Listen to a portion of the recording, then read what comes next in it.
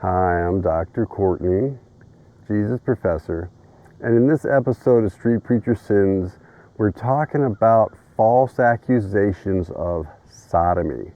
Now, creating extra biblical sins is common among overzealous preachers who refuse to obey the biblical imperatives not to go beyond what is written and not to add to Scripture.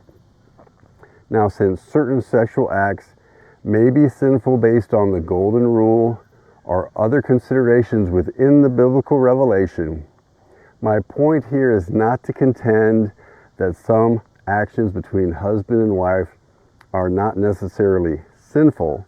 Perhaps some are.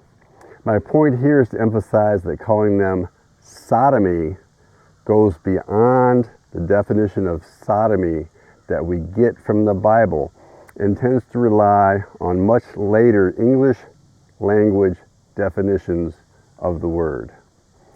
Any preacher who rejects new definitions of the word marriage beyond the biblical revelation is committing the sin of hypocrisy if they try and apply definitions of other words beyond what is revealed in Scripture. Now, there are several expanded definitions of sodomy that go beyond Scripture in common use among various preachers. Any heterosexual sex other than vaginal intercourse, including between husband and wife. Any heterosexual oral or anal sex, including between husband and wife. Heterosexual anal sex, including between husband and wife.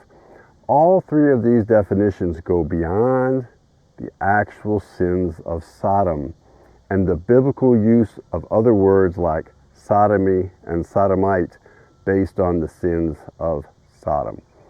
Looking at Genesis 19, that contains the account of the destruction of Sodom, Lot offered the men of Sodom the opportunity to do whatever they wanted to his two virgin daughters.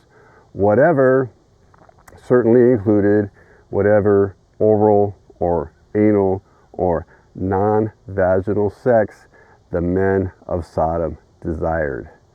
But the men of Sodom explicitly rejected all these kinds of sex with women, insisting on having sex with Lot's male guests. Thus, we see that the sexual sin of Sodom was exclusively homosexual in nature.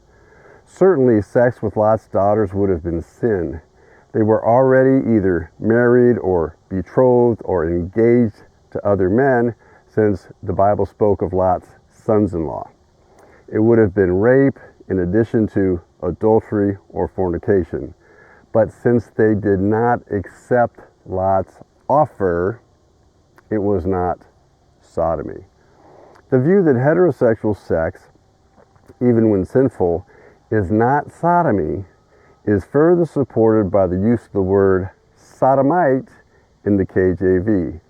The underlying Hebrew word translated sodomite in the KJV and some other English translations had the meaning of male temple prostitute.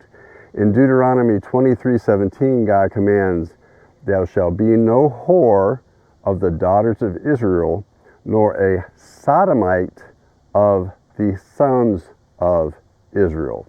If engaging in certain acts within marriage made a woman in Israel a sodomite, then why isn't that possibility mentioned? It seems to me that some broaden the scope of the meaning of the word sodomy for the purpose of slander and casting aspersions on those with whom they disagree by using the logical fallacy of equivocation, using a different definition from Scripture. Others making the error may simply be speaking in ignorance, repeating ideas from others without actually having carefully tested it against Scripture.